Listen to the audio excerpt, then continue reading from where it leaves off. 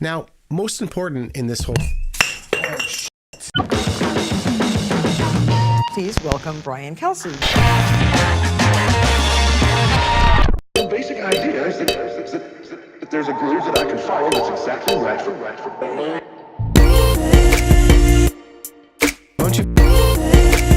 A bunch of years ago, I got divorced. Oh, damn it.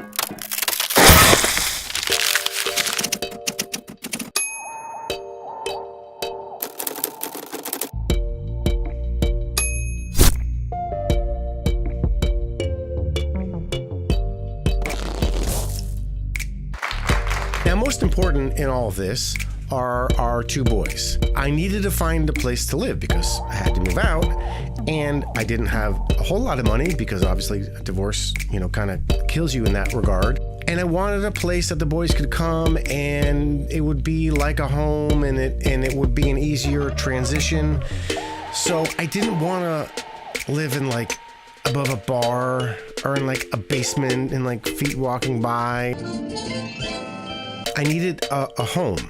So I had an idea. What if I renovated a house in exchange for rent? So I went around to realtors in my town, and I was like, hey, can I exchange rent for renovations? Can I renovate for rent? And believe it or not, a lot of them said yes. I renovated the kitchens, decks, living rooms.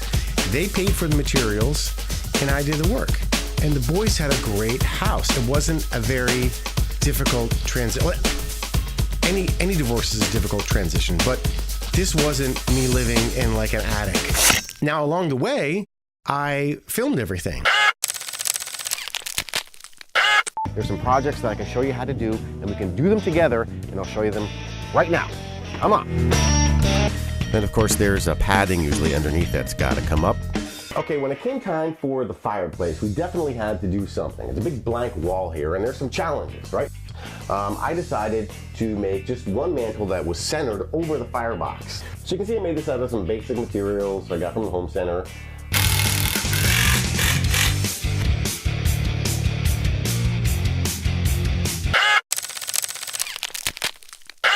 Okay, so yesterday we did the mailbox and the light fixture. Today we're going to finish up by making a trellis. Now remember, the trellis is going to cover up all this brick here and the brick on the front of the house as well. We're going to use cedar to do that. Now remember, we used cedar for the mailbox post and I stained it white. I'm actually going to leave this to gray naturally just because I like the way it looks better. This is number 2 cedar, meaning it's rough on the back, it's smooth on the front, it's got knots, and that makes it a lot less expensive because we don't need fancy cedar because we're going to be cutting it up into strips like this and assembling our trellis. Okay, the first thing we're going to do is to cut our cedar into 1/2-inch strips. Now for this section, I'm making a basic rectangle. Now I cut a 6-inch spacer because that's the size of our squares. So using the spacer, I can set up the corners and make a mark with my pencil. Now I'm using some polyurethane glue, and I'm going to put 1 staple in each corner. Now these staples I'm using are made for the outdoors. So we'll do this in all 4 corners. So now we can rack it to get it square. Now the way we're going to get it square is to measure from corner to corner and make sure those measurements are equal. If not, you can just kind of rack it back and forth a little bit. Once it's square, just put another staple in all 4 corners to set it. So now we can put in our vertical pieces, and using my little spacer, we'll do the bottom first, glue and nail it, and then do the same to the top. And now we can start with our horizontal pieces. Again, we're going to try to glue as much as we can and staple every intersection. Now the way we're going to attach it to the wall is with these little pieces I made here that will give some clearance between the trellis and the wall. Again, this is the back of the trellis, so we're going to glue and screw 6 of these on. Because this is being attached to concrete, we need concrete screws. I like to hold the trellis up, make a mark with the drill, take it down, and then drill our holes.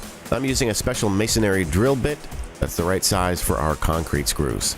So here I'm going to start to weave that ivy into our trellis. And I also made a trellis for the front of the house as well. I'm telling you, you can do this. Today we're going to be doing this kitchen. Now you can see it's a very dated kitchen. It's very yellow, very dark. We're going to be painting changing some hardware, and rearranging some cabinetry. In fact, that's where we'll start. We're going to be taking these upper cabinets here and moving them down to here and turning them into lower cabinets. Then we'll put some open shelves over there. In the corner, we'll have a place to hang your jacket and to sit down and take off your shoes. Of course, we'll be changing this light fixture and some of the fixtures over by the sink. And we're going to get started first by taking down this cabinetry.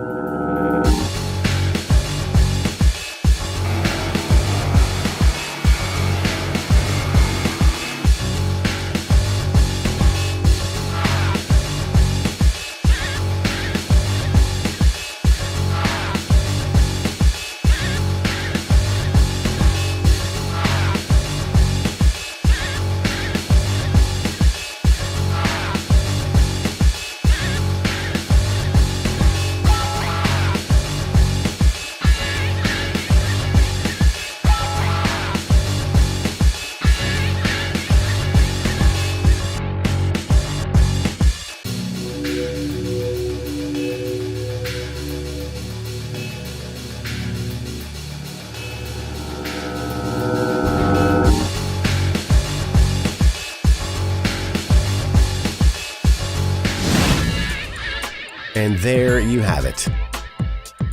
So you can see what I ended up doing there with that stove is I just kind of made a raised little shelf out of some leftover teak. I still have to sand it down a little bit, but you get the idea.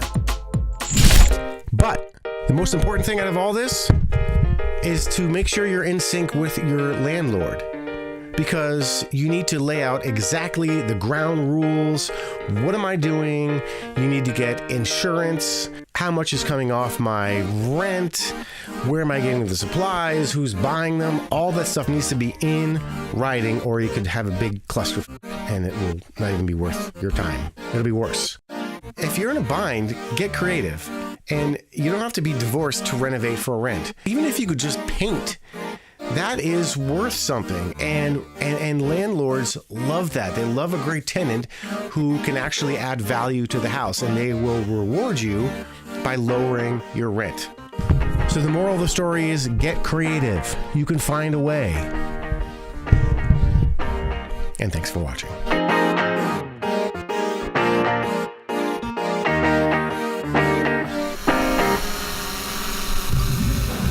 This has been a Brian Kelsey movie.